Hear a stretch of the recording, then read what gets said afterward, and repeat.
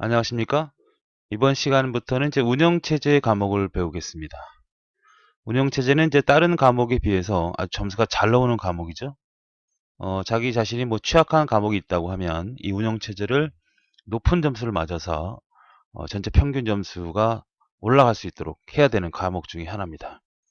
그래서 첫 번째 시간으로서 운영체제 개념, 운영체제 정의를 배울 텐데요. 자, 운영체제 정의를 보기 전에 간단하게 일단 정리를 하고 그 다음에 내용을 살펴보도록 하겠습니다. 자, 운영체제라고 하는 것은 그러면 대체 뭐냐? 이렇게 먼저 정의를 해봐야겠죠. 운영체제라고 하는 것은 첫 번째, 프로그램입니다. 프로그램이에요. 그러니까 운영체제는 소프트웨어라는 얘기죠. 하드웨어가 아닙니다. 시험 문제에서도 이제 하드웨어란 말이 나온 적이 있어요. 그러니까 하드웨어는 절대 아니다는 얘기죠.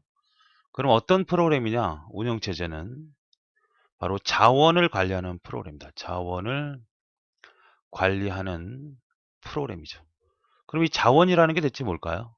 자원. 이 자원이라고 하는 것은 우리가 보통 하드웨어나 혹은 소프트웨어로 구분할 수 있는데요. 이 하드웨어는 가장 대표적인 게 일단 CPU죠. 중앙처리 장치. 그 다음에 메모리, 기억 장치죠. 그 다음에 뭐 디스크 혹은 뭐 IO 장치 혹은 뭐 네트워크 장치 이런 것들이 다 뭐가 될까요? 예, 하드웨어입니다. 하드웨어. 그다음 소프트웨어라고 하는 것은 이제 기본적으로 갖고 있는 소프트웨어도 있지만 여러 가지 응용 소프트웨어나 혹은 시스템 소프트웨어에 대한 부분을 관리하는 그러한 것이 이제 우리가 이제 운영체제라고 할 수 있는데요. 그럼 이 운영체제의 자원을 관리한다는 것은 뭐냐면 여기 보시면 이 CPU라는 게 있죠. 이 CPU라고 하는 거. CPU는 기본적으로 하나죠. 컴퓨터 하나당 하나인데 물론 최근 기종에는 이제 여러 개 CPU가 있는 경우도 있지만 우리 기존 이론에서는 한 개로만 보는 거죠. 그러니까 하나의 프로세스가 CPU가 하나의 프로그램을 실행하는 게 원칙인데 우리는 지금 계속 프로그램이 여러 개 실행할 수 있는 환경으로 변했죠. 그 정도는 아시죠? 그 환경에서 그러니까 여러 개 프로세스를 그러니까 여러 개 프로그램이죠. 프로그램을 하나의 CPU를 어떻게 하면 효과적으로 실행할 수 있는지를 관리한다는 얘기죠. 누가? 운영체제가. 또 메모리도 마찬가지죠. 메모리도 어, 무한히 크게 존재하는 공간이 아니라는 거죠. 제한된 공간에서 어떻게 하면 효과적으로 프로그램을 수행할런지 그걸 고민하는 것이 바로 운영체제다라는 거죠. 디스크도 마찬가지고 IO 장치도 마찬가지인데 우리 시험 문제에서는 바로 이 CPU하고 메모리가 전부라고 보셔도 돼요. 자, 여기서 우리가 하나 알아야 될 것은 뭐냐면 이 CPU라고 하는 것은 보통 뭐라고 하냐면 한국말로 프로세서라고 합니다. 프로세서. 혹은 다른 말로 처리기라고도 하고요. 그러면 프로세서라는 게 있어요. 프로세스라는 게 있습니다. 그러니까 서하고 요 서자하고 요 스자가 다르죠. 그래서 이 프로세스라고 하는 것은 이제 앞으로 굉장히 중요한 단어가 될 텐데 이거는 실행 중인 프로그램을 말합니다. 실행 중인 프로그램을 말해요. 그러니까 디스크에 존재하는 프로그램이 있다는 것은 아시죠? 그러나 그 프로그램이 디스크에 존재했을 때 프로세서라고 하지 않고 디스크에서 주기억 장치로 올라와서 그것이 지금 CPU에서 관리되고 있고 실행되고 있다면 바로 그걸 프로세스라고 하죠. 여러분이 게임을 실행하거나 뭐 워드 작업을 했을 때 바로 화면에 보여지는 프로그램들은 다 뭐라고 할 수 있다? 프로세스라고 할 수 있다는 겁니다. 맞죠? 이거 정확히 구분해 주시고요. 그 다음에 메모리는 두 가지로 나눌 수 있죠. 하나는 롬이라고 하는 게 있고 하나는 램이라는 게 존재하죠. 예. 그러니까 롬이라고 하는 것은 뭐예요? 리드 온리 메모리의 약자죠. 그래서 프로그램이 메모리에 적재가 되면 항상 고정되어 있죠. 전기와 무관하게 그 데이터나 프로그램은 항상 존재하고 있습니다. 그러나 램이라고 하는 기억 장소는 전원이 차단이 되면 그 안에 기억된 내용이 다 없어지죠. 그래서 얘는 뭐라고 그래요? 보통 비휘발성이다 이렇게 얘기를 합니다. 비휘발성 메모리. 여기는 휘발성 메모리죠. 그러니까 여러분이 만약에 워드 작업을 하다가 그 작업 파일을 디스크로 저장하지 않고 전원이 날아갔을 때는 전원이 꺼졌을 때는 날아가 버린다 그러잖아요. 그러니까 롬이라고 하는 메모리는 리드 온리 메모리라고 해서 읽기만 가능한 거죠. 그러니까 수정하거나 할 수는 없고 항상 컴퓨터 메모리 안에 전원과 상관없이 기억되어 있는 그런 영역의 메모리고, 랜덤 어세스는 작업 공간, 전원이 차단되면 언제든지 없어지는 그런 공간이 램이죠. 이런 것들을 이제 관리해내야 되겠죠. 자, 자원을 관리하는 거라면 세 번째, 운영체제는 바로 사용자의 편의성을 제공합니다. 사용자의 편의성. 과거에는 이제 컴퓨터라고 하는 것은 특별한 전문가가 아니면 사용할 수 없었죠. 그러나 지금 여러분이 누구나 쓸 수 있듯이 운영체제를 사용할 수 있도록 사용자에게 아주 편한 인터페이스 환경을 제공해 주죠. 그 다음에 네 번째는 우리가 운영체제 예를 보면 어떤 게 들 수 있냐면, 하나는 뭐 윈도우즈가 있죠. 윈도우즈. 여러분이 가장 많이 쓰는 윈도우즈 XP 혹은 7이죠. 그 다음에 이제 유닉스라고 하는 것도 있죠. 유닉스도 있고 리눅스도 있는데 어쨌든 같은 계열입니다.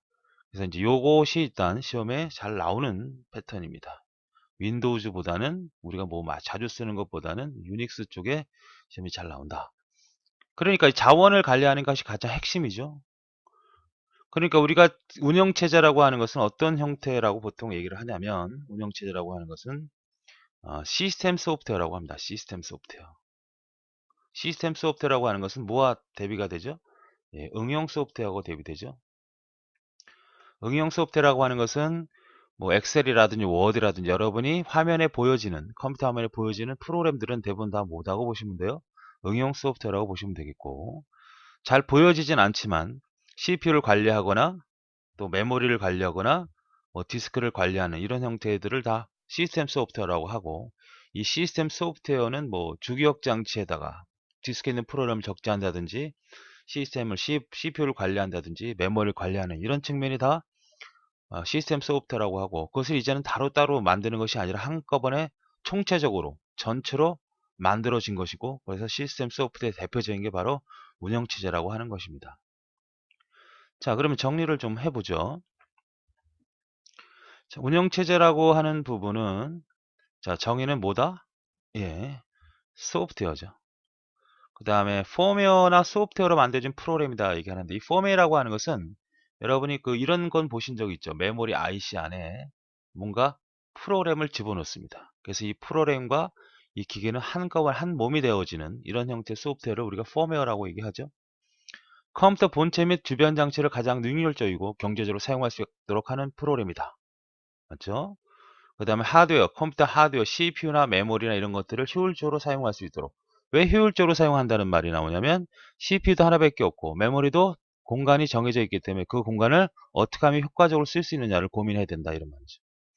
그래서 컴퓨터 자원들인 프로세서, 기억장치, 뭐 파일, 정보, 네트워크 등 그것을 효과적으로 관리할 수 있는 프로그램의 집합체다, 이렇게 정의할 수 있는 겁니다.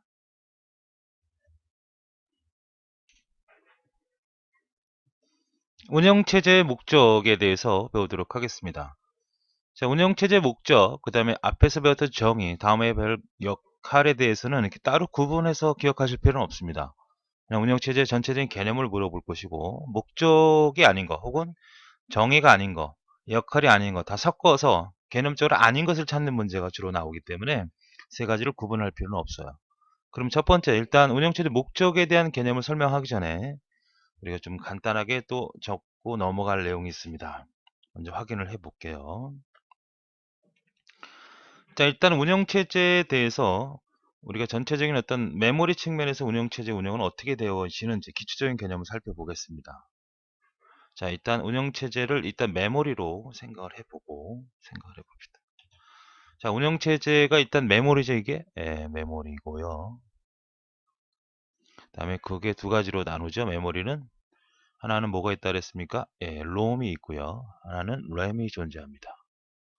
그래서 롬은 첫 번째, 전원이 켜지면 일단 롬 안에 기억되어 있던 전원과 상관없이 프로그램의 데이터가 있다 그랬죠. 컴퓨터가 동작 이상이 없는지, 키보드나 마우스가 이상 없이 부착되어 있는지를 확인하고요. 두 번째는 바로 어, 바이오스를 활성화시킵니다. 그러니까 Basic Input Output System이라고 하죠. 그러니까 컴퓨터에서 동작할 수 있는 모든 기초적인 프로그램을 활성화시키는 거죠. 키보드로 한 문자를 받는다든지 키보드로 한 문자를 모니터를 하나 출력한다든지 디스크를 하나 출력하는 프로그램들을 사용할 수 있도록 활성화시키는 거, 살려놓는 거죠. 그 다음에 세 번째로는 바로 부트라고 하는 걸 수행합니다. 부트라고 하는 거. 보통 우리가 부팅이라고 하는 거죠. 예. 좀 더 정확한 용어로는 부트스트래핑 로더라고 얘기를 해요. 로더. 이렇게. 보통 로더란 말은 디스크에서 주기억 장치로 프로그램을 끌어올린다. 이렇게 기억을 하시면 되겠습니다.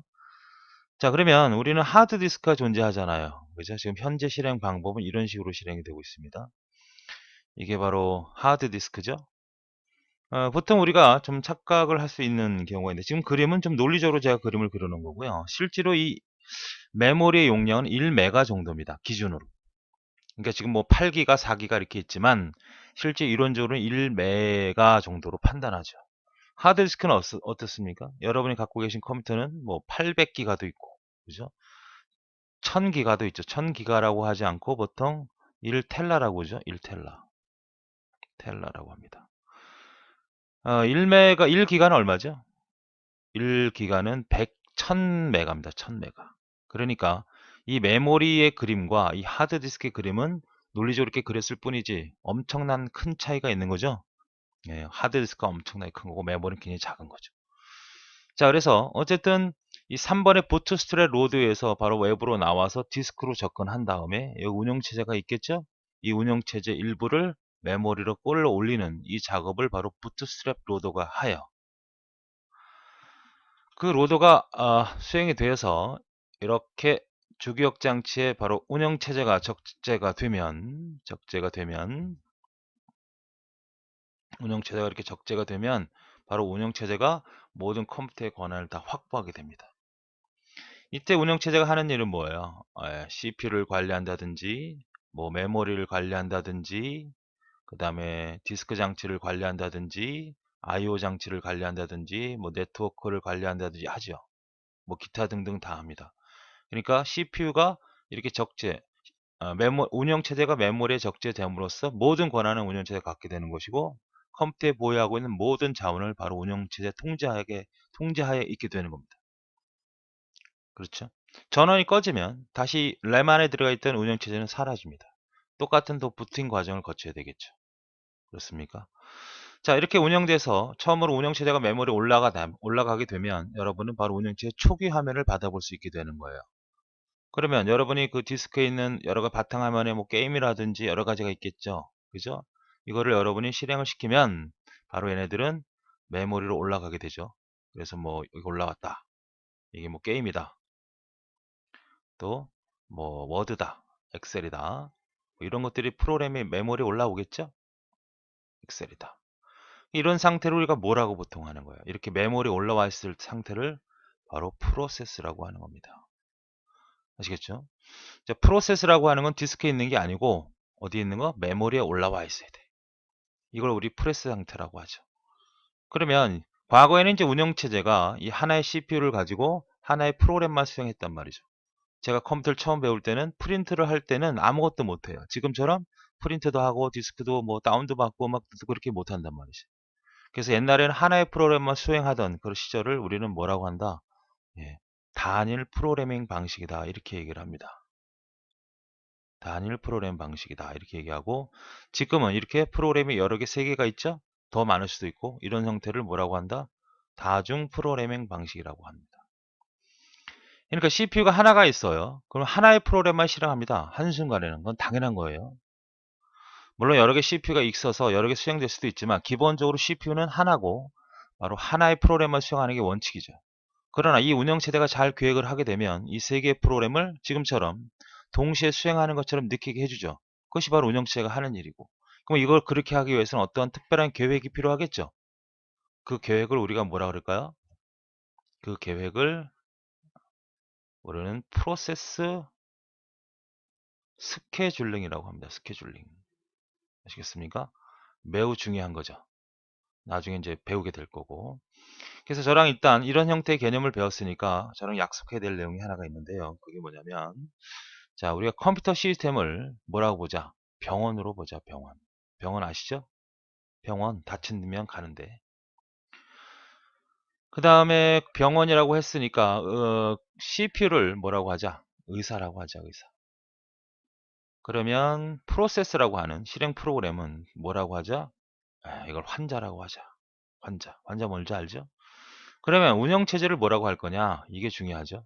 이게 중요합니다. 이 운영체제를 뭐라고 하자? 예, 악덕 병원장으로 이해하자. 병원장이라고 이해하자. 과거에는 이제 이 악덕 병원장이라는 개념이 없었죠. 과거에는 이제 운영체제 하나가 하나의 프로그램만, 환자만 수행했으니까 조금 부족한, 어리석한 운영체제가 되겠지만 지금은 정해진 금액을 가지고 정해진 환경에서 의사도 한 명, 공간에서 정해진 순서대로 많은 형태의 프로세스를 수행해야 되니까 그죠. 악덕이라고 붙인 거죠. 왜 이 병원장이 의사가 아니고 전문 경영인이죠. 그러니까 많은 환자를 정해진 시간에 예를 들어서 이 단일 프로그램 시절에서는 한 명의 의사가 1시간 동안 작업을 했다고 합시다. 1시간 동안. 그럼 한 명의 환자를 치료했다고 합시다. 그러면 보통 병원에 여러분 가시면 한 5분 정도 치료받잖아요. 그죠? 그런데 나머지 한 50분 정도는 다 놀고 있잖아요. 그러나 지금 이렇게 다중 프로그램 운영하는 운영체제 입장에서는 1시간 동안 10명이든 100명이든 수행할 수 있다는 얘기 아닙니까? 그래서 정해진 시간에 많은 돈을 벌 수 있도록 이 운영체제는 악독하게 운영을 해야 된다는 거죠. 그러니까 CPU도 하나, 의사도 한 명, 공간도 제한되어 있고 여러 가지 시설도 제한되어 있기 때문에 어떻게 하면 정해진 시간에 많은 환자를 치료할까? 얘는 바로 고민해야 된다는 거죠. 이게 지금 우리가 배울 역할이죠. 무슨 말인지 아시겠죠? 자, 그래서 목적을 좀 살펴보면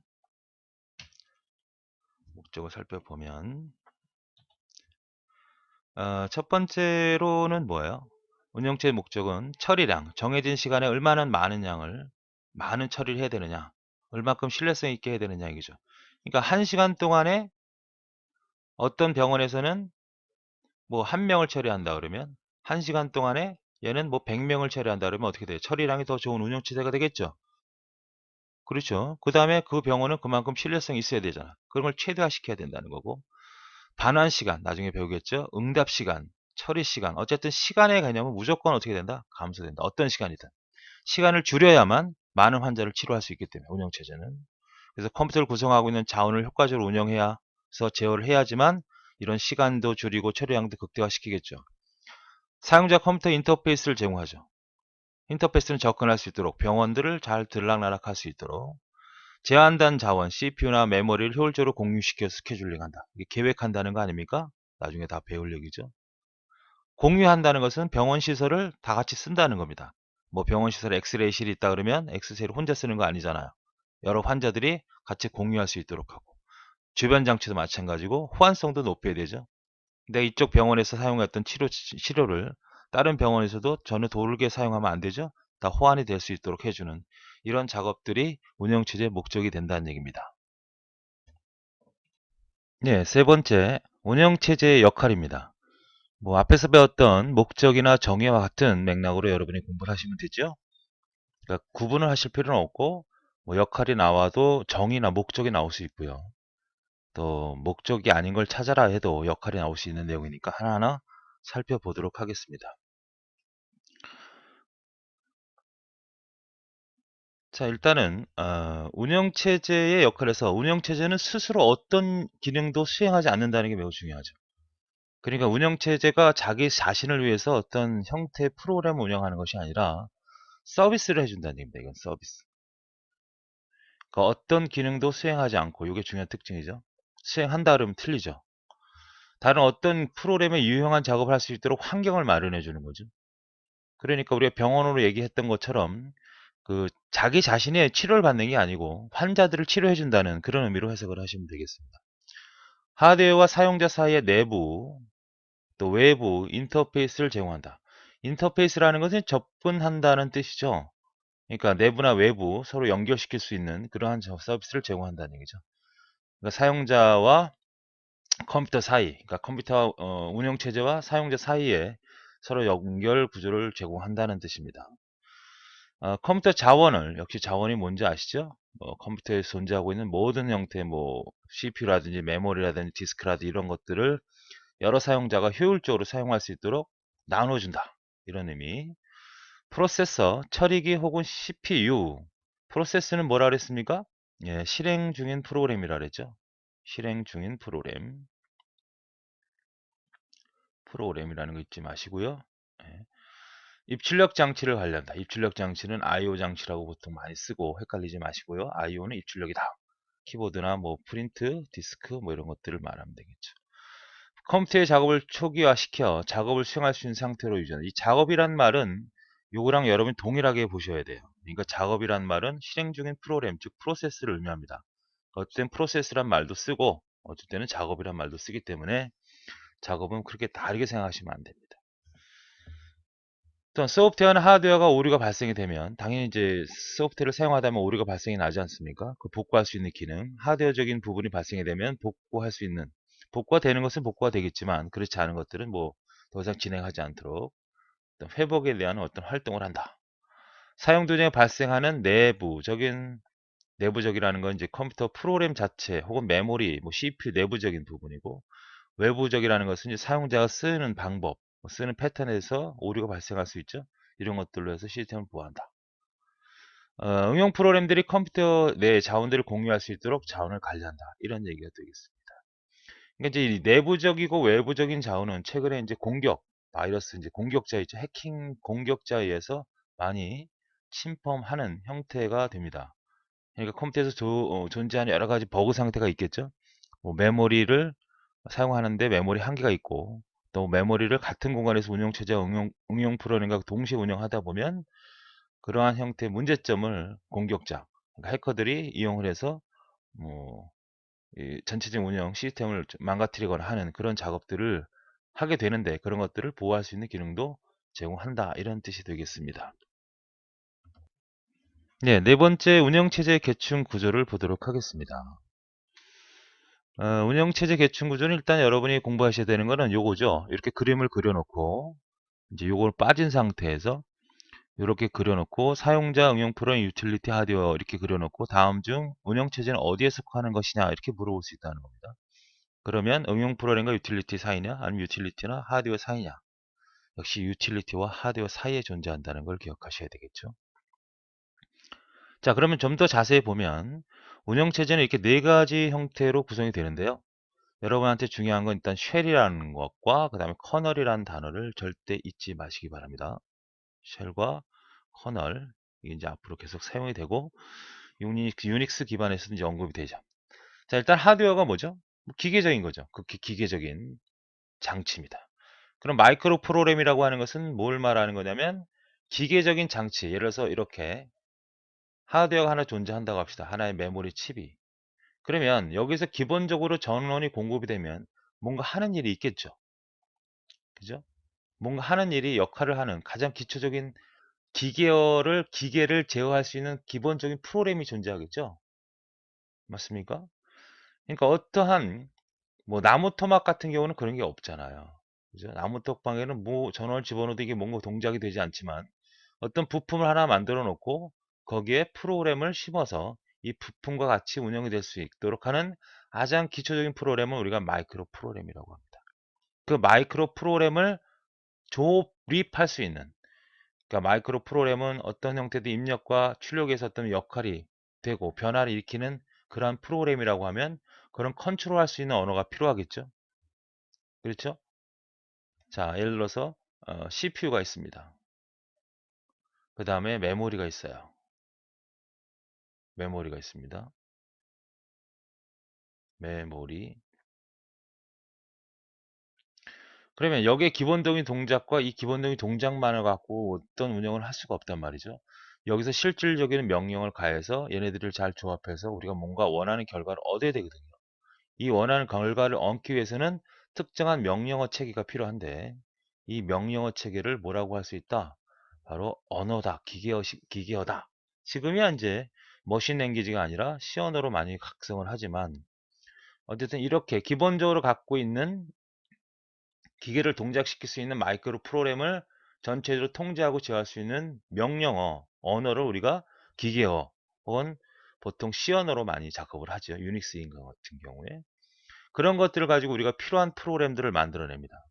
그러니까 필요한 프로그램들이라는 건 어떤 것들이 될 수 있을까요? 이제 기본적으로 제공한 이 마이크로 프로그램 혹은 기계어로 동작할 수 있는 프로그램들을 가지고 예를 들어서 뭐 키보드에다가 한 문자를 출력한다든지 키보드에다가 아니면 파일을 한 파일에다가 디스크 파일 구조로 하나를 만든다든지 프린트로 하나를 출력한다든지 이러한 프로그램들이 존재하겠죠. 이런 프로그램들을 하나하나 다 조합해서 우리는 복사를 한다든지 그죠? 아니면 통신을 한다든지 그러면 아니면 저장을 한다든지 여러 가지 작업들을 수행할 수 있겠죠. 그죠? 이런 것들이 다 하나하나가 다 뭐가 될까? 이런 것들이 만들어져서 컴퓨터로 운영을 해주는 거죠. 이러한 형태의 프로그램들을 다 뭐 할 수 있다? 제어 프로그램이라고 한다는 얘기죠. 그러니까 컴퓨터에 존재하고 있는 운영체제가 갖고 있는 모든 뭐 복사를 한다든지 여러분 간단하게 복사를 한다는 개념을 생각을 해보세요. 복사라고 하는 개념이 어떻게 사용을 합니까? 내가 이쪽 파일을 저쪽 파일에다 저쪽 폴더에다 복사하고 싶다 이런 작업을 할 수 있지 않습니까? 그 복사라고 하는 기능을 갖고 있는 프로그램이 있겠죠. 운영체제에는 내가 인터넷을 하고 통신하겠다면 통신 외부랑 통신 메모리를 통해서 통신 라인을 통해서 인터넷을 통해서 상대편한테 데이터를 주고받을 수 있는 그런 기능들이 있겠죠. 그런 것들이 하나하나가 다 뭐다? 제어 프로그램이라는 거죠. 그러니까 컴퓨터에서 존재하고 있는 기본적으로 정적으로 존재하는 거죠. 정적으로 존재하는 모든 프로그램들을 뭐라고 할 수 있다? 다 제어 프로그램이라고 할 수 있다는 겁니다. 그럼 이런 제어 프로그램은 그냥 존재하는 거죠. 이것이 자기가 스스로 알아서 움직이는 게 아니란 말이에요. 뭐가 이루어져야? 외부로부터 뭔가 명령이 이루어져야 뭐가 가능하다는 거예요. 명령이 이루어져야 뭐가 이루어집니까? 명령이 이루어져야 이 복사나 통신이나 저장 같은 작업들을 하는 거죠. 얘네들끼리는 동적이죠. 정적인 상태죠. 그냥 가만히 있는 상태인데 여러분이 명령을 준다는 거 아닙니까? 이 명령을 카피라고 하는 명령을 줬다. 아니면 마우스를 이용해서 어떤 특정한 파일을 드래그해서 복사시켰다. 이런 명령 체계를 줘야만 이런 제어 프로그램이 동작되는 거 아닙니까? 그러면 이 명령 체계를 받아들여서 이 제어 프로그램을 통제할 수 있도록 하는 중간 뭐가 존재할까요? 중간 프로그램이 존재하겠죠? 이걸 우리는 뭐라고 하는 거야? 쉘이라고 하는 겁니다. 쉘. 그러니까 다시 얘기하면 우리가 보통 어, 카피라고 하는 명령을 줬다고 합시다. 그러면 카피라고 하는 명령을 cop라고 줬거나 아니면 마우스를 줬다고 하자고요. 그럼 얘를 받아줘야 될 거 아니에요. 명령을 어떤 형태로 받았으니까. 이 받아서 기본적으로 갖고 있는 제어 프로그램이 존재하겠죠. 이 제어 프로그램을 동작시키는 거죠. 그래서 얘가 받아서 그 원하는 사용자가 원하는 행위를 하게 되겠죠. 이 상태에서 이거를 뭐라고 한다? 요거를 뭐라고 하냐면 쉘이라고 하는 거고요. 이 제어 프로그램을 뭐라고 하는 거다? 커널이라고 하는 겁니다.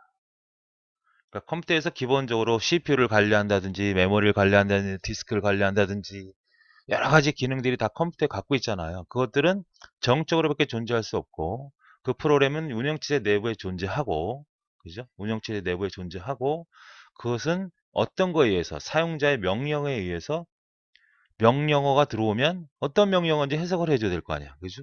그 해석을 해서 실제로 그 제어 프로그램을 동작시키게 해주는 그 개념이 바로 쉘이라는 겁니다. 이해되십니까? 자, 그것이 쉘이면 여기까지를 뭐라고 얘기하는 거예요? 여기까지를 뭐라고 하는 거예요?